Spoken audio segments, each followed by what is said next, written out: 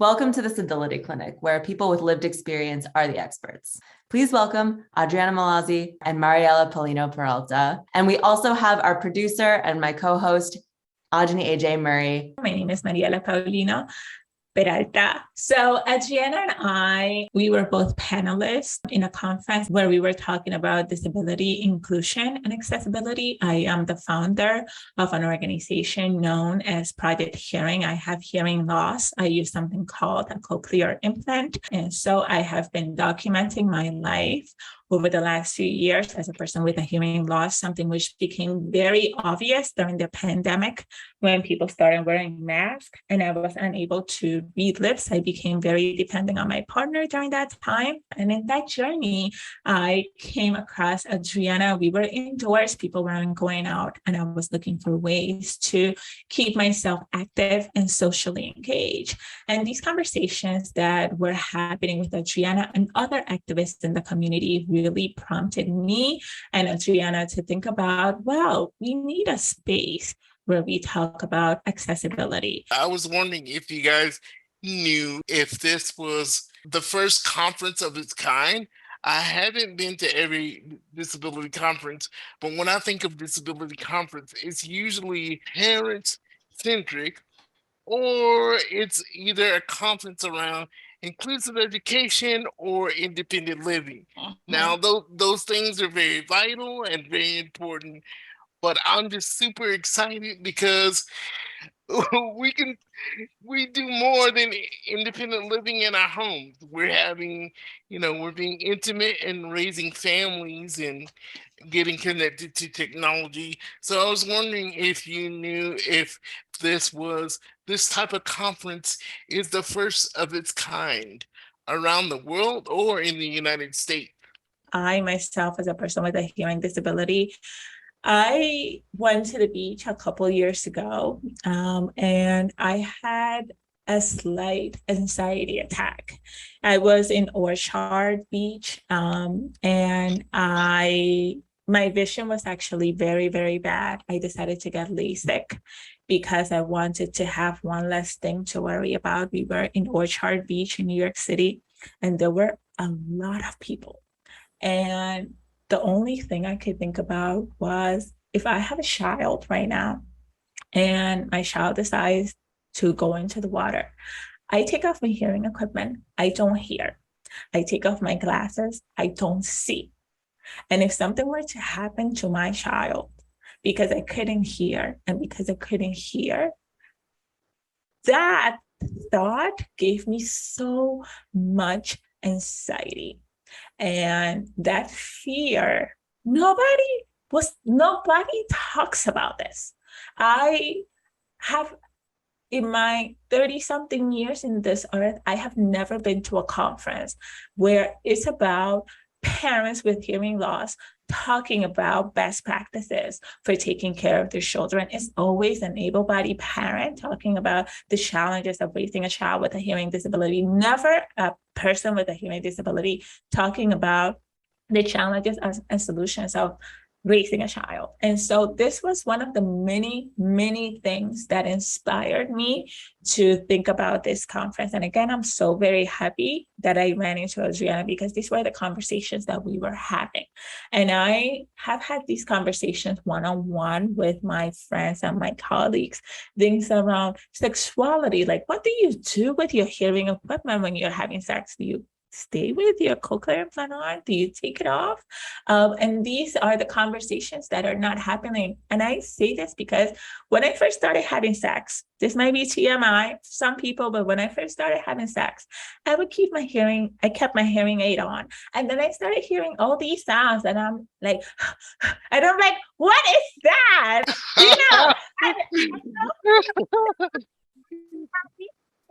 Nobody talks about these things.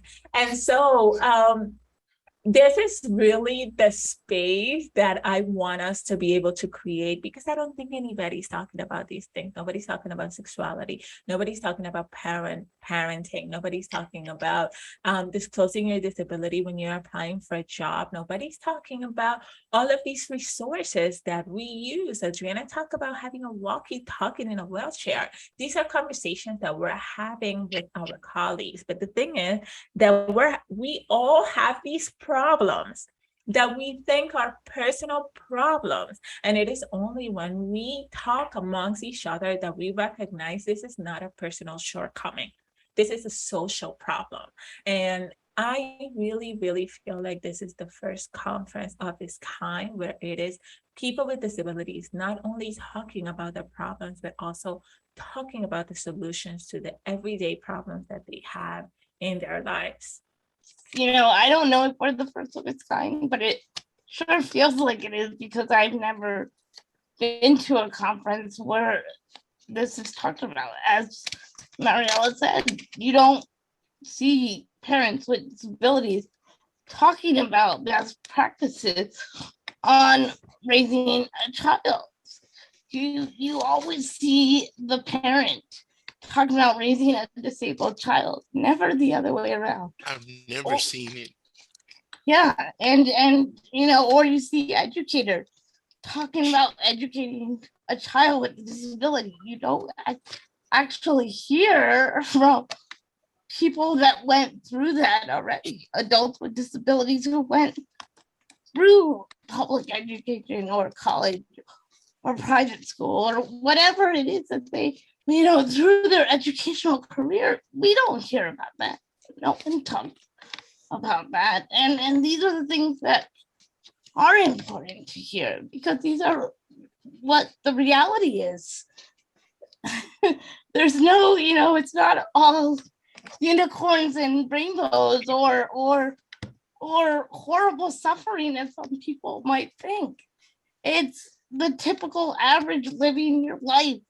I was recognized many years ago with an award, and I told the person that gave it to me, I said, why am I getting this? I said, I'm just doing what I want to do.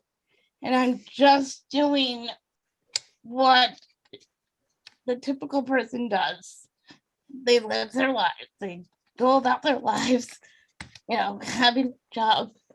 And what his response was, yes, that is true. But people don't understand that people with disabilities can do these things. And so by highlighting that you are doing these things, will show other people that people with disabilities can do these things.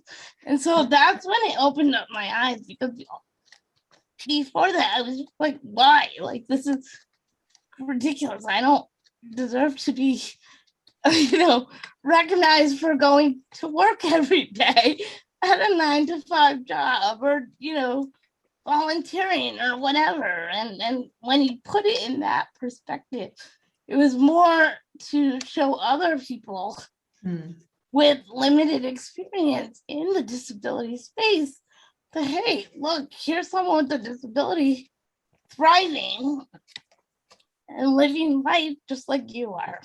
Right, like pay attention. Yeah, exactly. It's funny that you say that, because I think Stella Young has a similar experience that she quotes in her TED Talk. And, that kind of border, when someone with a disability gets praised for living a normal, whatever normal is, their usual life, that borders on objectification and inspiration porn. And, that's not what the community wants. But I totally see that aspect that you're saying, okay, maybe this is valuable to those who otherwise would have no clue, that this was possible or, common. Yeah, exactly. I thought of the mission for next year, how to take our impact beyond inspiration, at least to the rest of the world. It's not only for us, but to the rest of the world. We're trying to be impactful. And how do we take it beyond, oh, you're so inspiring. Any other final words for our lovely audience? Anybody? The last final word, and I say this whenever I do any speaking engagement, is that you must always remember to do what you can, where you are, with what you have. That's it. There is always something that you can do. And if you just focus your energies on doing what you can, where you are, with what you have, and you do something with that today, and you do that every day, you can make a difference.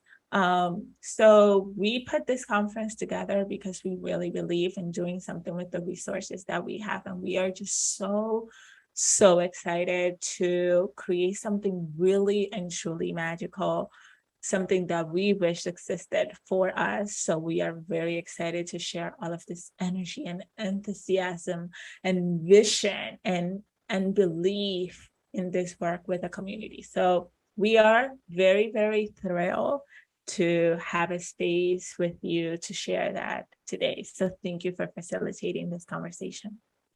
Anytime. So I just wanted to say, Adriana and Mariella, thank you so much for being here and joining us. We are so excited to promote the A11y Conference.